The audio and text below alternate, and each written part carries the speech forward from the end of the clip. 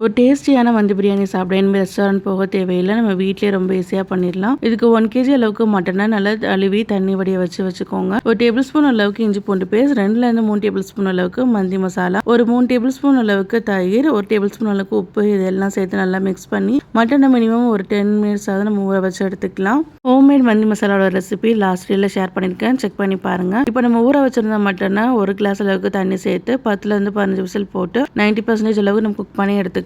இன்னைக்கு India gate basmati rice எடுத்திருக்கேன். அரைப்படி உலக்கில் வந்து ஃபுல்லாகவும், அதுக்கப்புறம் அதில் கொஞ்சம் கால்வாசியும் எடுத்திருக்கேன். இது நம்ம நல்லா கழுவி வந்து ஒரு 1/2 அன் ஹவர் நல்லா ஊற வச்சு நம்ம அரிசி இந்த மாதிரி தண்ணி வடிய வச்சுக்கோங்க. ஒரு பேன் நல்லா ஹீட் பண்ணிட்டு ஒரு 2 டேபிள் ஸ்பூன் அளவுக்கு நெய் சேர்த்துக்கோங்க. நம்ம குக் பண்ணி வச்சிருந்த மட்டனை இந்த நெய்யில சேர்த்து 1 டீஸ்பூன் அளவுக்கு ஜீரகத்தூள், 1 டீஸ்பூன் அளவுக்கு மிளகுத்தூள் சேர்த்து நல்லா அந்த நெய்யிலேயே வந்து நம்ம ரோஸ்ட் பண்ணி எடுத்துக்கலாம். என் பேஜை ஃபாலோ பண்ணாதவங்க மறக்காம ஃபாலோ பண்ணி வச்சுக்கோங்க. என் யூடியூப் சேனலையும் சப்ஸ்கிரைப் பண்ணி வச்சுக்கோங்க. இப்போ இந்த மட்டன் எல்லாத்தையும் ஒரு 5 to 6 மினிட்ஸ் வந்து நல்லா வந்து லோ ஃப்ளேம்லேயே வச்சு நல்லா ஃப்ரை பண்ணி எடுத்துக்கப்புறம் இப்போ நம்ம வந்து ரைஸை குக் பண்ணி எடுத்துக்கலாம். ஒரு பாத்திரம் வச்சு ஒரு 2ல இருந்து 3 டேபிள் ஸ்பூன் அளவுக்கு பட்டர், அப்புறம் 1 டேபிள் ஸ்பூன் அளவுக்கு நெய் சேர்த்து பட்டை, கிராம்பு, ஏலக்காய் எல்லாம் கொஞ்சம் சேர்த்துக்கோங்க. அப்புறம் ஒரு பெரிய பல்லாரியை இந்த மாதிரி நீல வாக்கில் சாப் பண்ணி சேர்த்து அதையும் நல்லா வதக்கிக்கலாம். 1 டேபிள் ஸ்பூன் அளவுக்கு இஞ்சி பூண்டு பேஸ்ட், 2 டேபிள் ஸ்பூன் அளவுக்கு தயிர், ஒரு பீஸ் வந்து நம்ம சிக்கன் ஸ்டாக் இல்லைன்னா பீஃப் ஸ்டாக் இருந்தால் சேர்த்துக்கலாம். 3 டேபிள் ஸ்பூன் அளவுக்கு மந்தி மசாலா சேர்த்து அந்த மசாலா நல்லா கருகாதபடி லோ ஃப்ளேம்லேயே வச்சு குக் பண்ணிக்கோங்க.